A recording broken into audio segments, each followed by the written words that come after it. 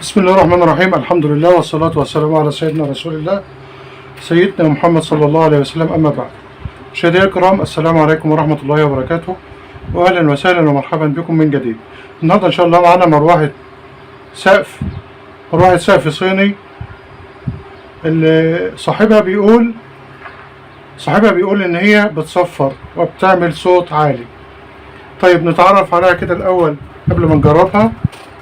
أنا عندي الفردتين دول بتوع الكهرباء داخلين على الروزيتا دي يا حضرات. تعالوا بصوا هنا بقى 3 أسلاك اللي طالعين من المروحة نفسها. هذا واحد رصاصي داخل على المكثف، يبقى ده تقويم، وواحد أحمر واخد فردة كهرباء لوحده ومع المكثف، يعني الأحمر ده والمكثف على فردة كهرباء، يبقى الأحمر ده تشغيل. الأسود ده بقى فردة كهرباء لوحده أهوت، ده كومن مشترك بين التقويم والتشغيل. يعني دي واخد فردة تقويم، الأسود ده واخد فردة تقويم وفردة تشغيل عمومي، والأحمر تشغيل وداخل على المكثف، وخارج من المكثف فردة داخل على الرصاصي اللي هو الفردة التانية بتاعة التقويم. تمام كده.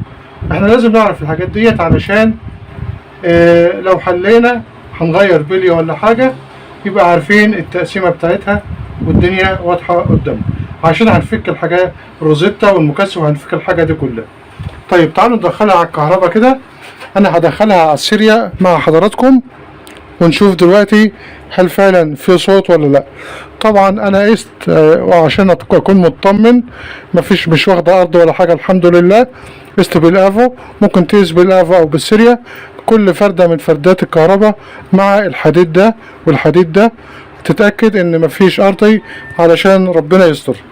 هنوصل كده على السيريا ونقول بسم الله.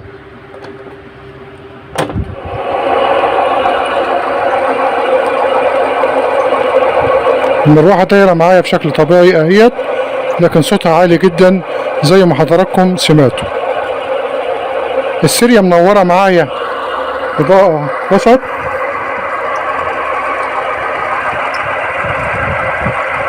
وده معناه ان في طول او حمل على الملفات بسبب طول البلي. المشكلة كده مشكلة بلي يا حضرات، ومحتاج ان البلي ده يتغير. نفس الكهرباء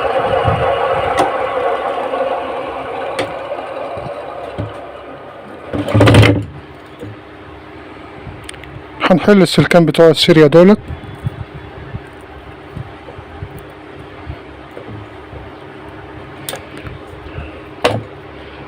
هنحلها ازاي بقى؟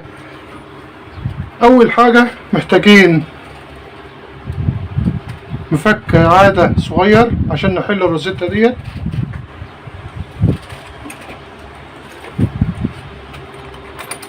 زي ده كده.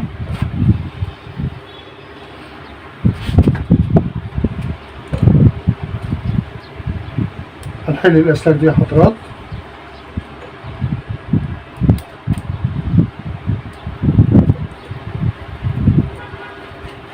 ونحل ده كمان.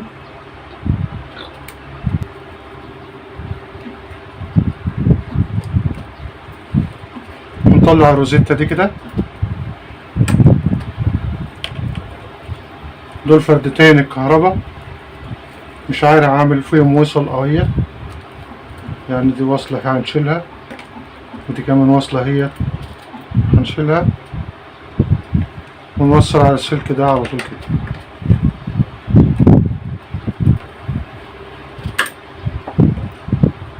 محتاجين طبعا دي وصلة الكهرباء، هنسحبها نطلعها من فوق كده دلوقتي.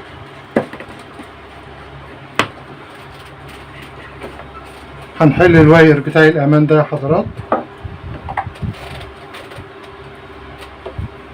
له مسمار في الحديد هنا اهوت.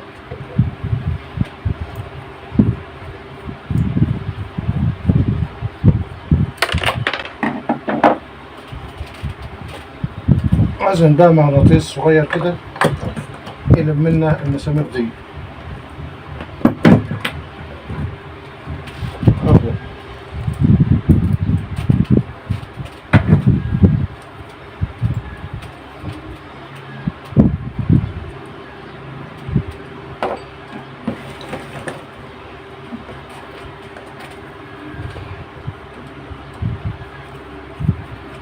المفروض ان بتبقى فيه هنا تيلة.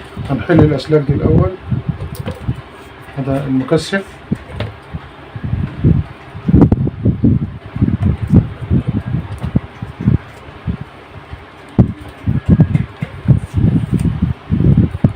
ولا خليه دلوقتي مربوط على الماسورة مش مشكلة. هنحل الصامولة بتاعة المسمار ديت، بيتحل بمفتاح 10. يعني همسك بيبقى كده من راس المسمار ونحل بمفتاح 10 من الناحية التانية. نقول بسم الله.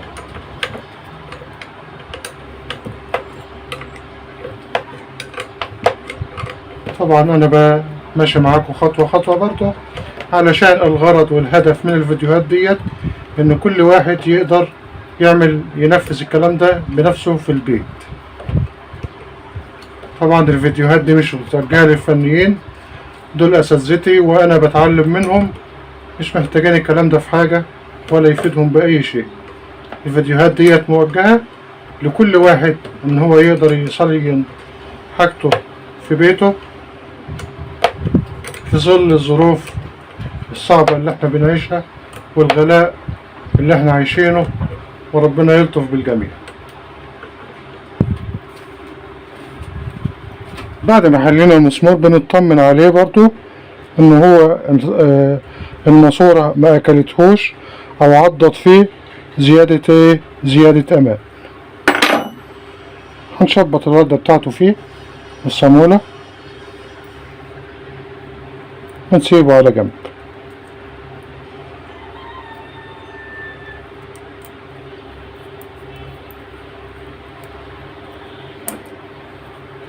هنشيل الماسورة دي يا حضرات خلاص. طبعا بيبقى هنا قطعة بلاستيك عشان تثبت الماسورة دي متخليهاش تتهز كده. القطعة ديت مش موجودة ومحطوط لزق او ورق مكانها اهوت، فواضح ان هي اتفكت قبل كده. المروحة ديت حاجة اسمها اريون صيني زي ما قلنا يا حضرات.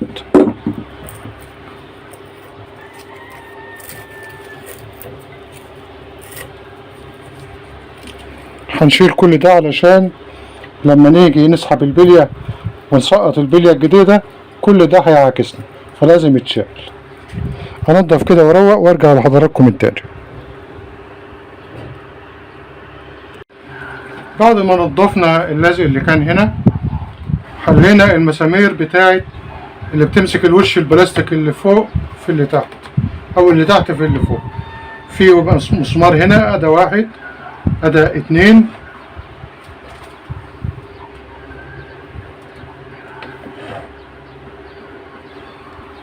ادي اتنين، تلاتة، اربعة، خمسة، ستة. دول بيمسكهم الوشين البلاستيك مع بعض.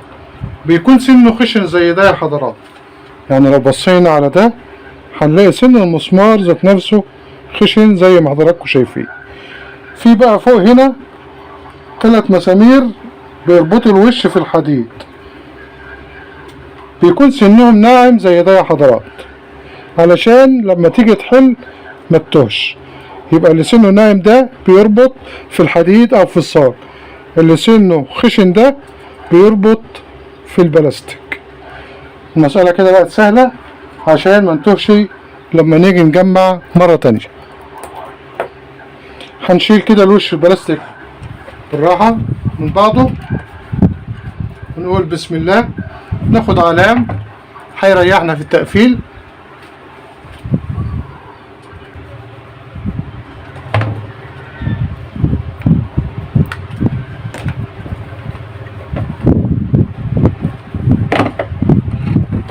هذا القطعة اللي فوق.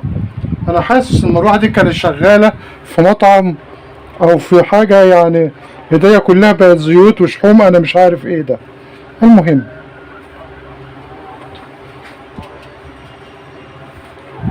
ملاحظين كم الاتربة، ده مش اتربة ده طين يا حضرات اهو. ما علينا.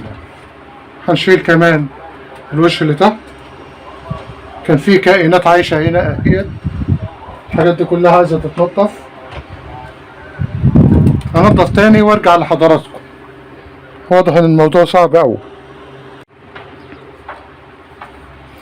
بعد ما نضفنا الجلخ والصدأ اللي كان على الاكس عشان لما نيجي نشيل البلية، حلينا الثلاث مسامير اللي بيمسكهم الوش المعدن في الوش التاني اللي هم دول يا حضرات. بيتحل بمسمار، اللي بيتحل المسمار ده بمفتاح 7، الصامولة دي رقم 7 ملي. هنبدأ بقى ندق على نمسك المروحة بالشكل ده كده، وندق على حرف الوش التحتاني ده بالراحة كده بحاجة خفيفة عشان ما يتطبقش مننا او يتبرطش، علشان نخلص الوش اللي تحت بالبلية بتاعته من الاكس، وبعدين نحل ده يا حضرات. المسألة دي هتاخد وقت. هسايسه كده وندق عليه بشاكوش خفيف زي ده كده، يعني ده 100 جرام حاجة خفيفة خالص، ونلف بشكل دائري لغاية ما نخلصهم من بعض. هخلص الحاجات دي وارجع لكم من تاني.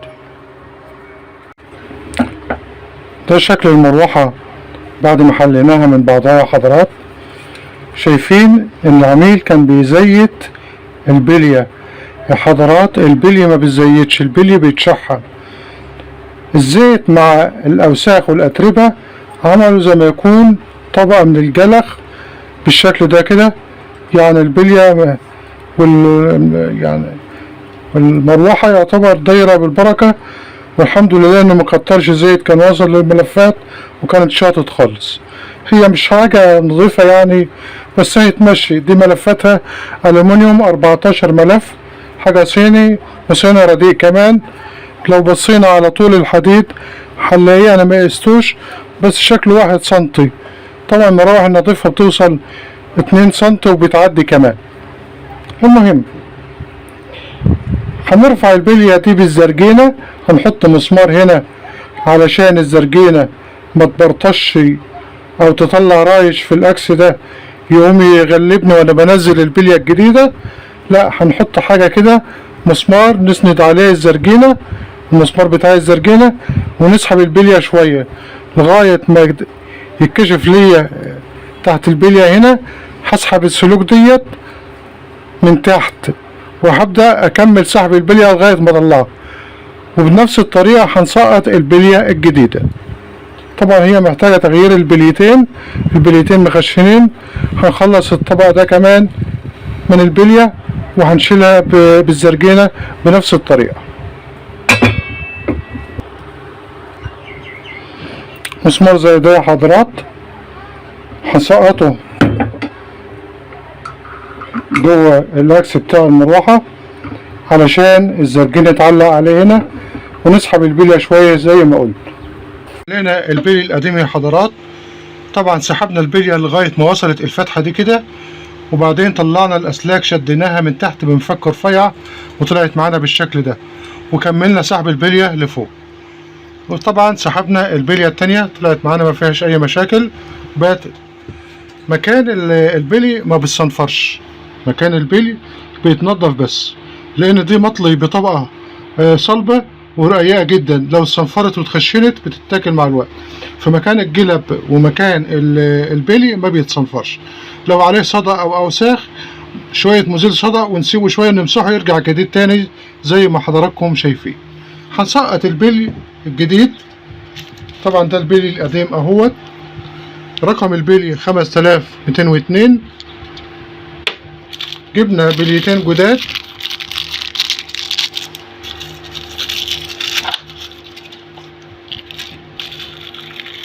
نفس الرقم، الاتنين نفس المقاس، اللي فوق زي اللي تحت. هنسقطهم بماسورة تعشق على الجزء الداخلي، وندق عليها بالراحة لغاية ما تبات مكانها على التيلة دي يا حضرات.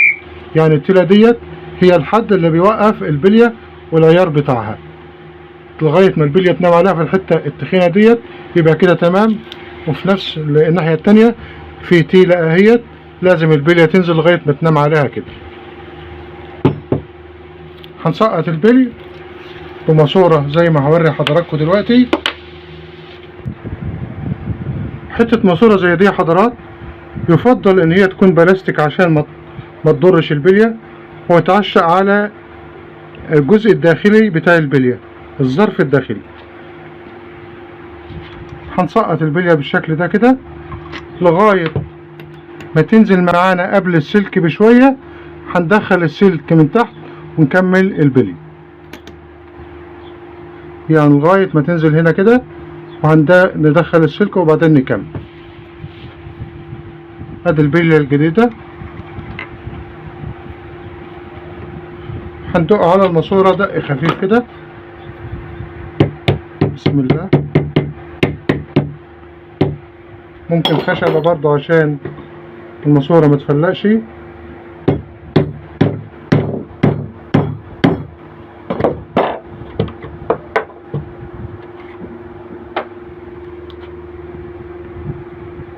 البلية لسه شوية اهيت، هنعدي الأسلاك وبعدين نكمل لغاية التيلة اللي تحت.